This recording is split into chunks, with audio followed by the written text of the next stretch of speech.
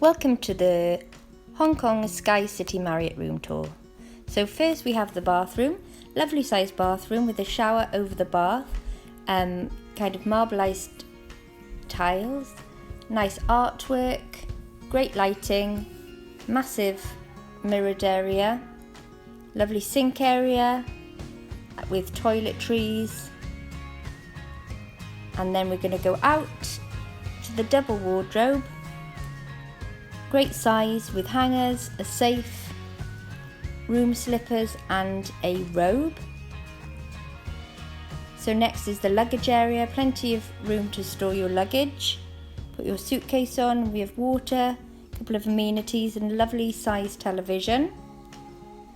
Great lighting over the desk and vanity area. Brilliant blackout curtains and a lovely little sofa area with a light and mirror. And then we have two good sized double beds. So this is the view from the back of the room. So it is a lovely sized room and it's got all like electric points for switching your lights on and off. Lots of charging facilities. As I said, great sized television. So yeah, very pleased with this room.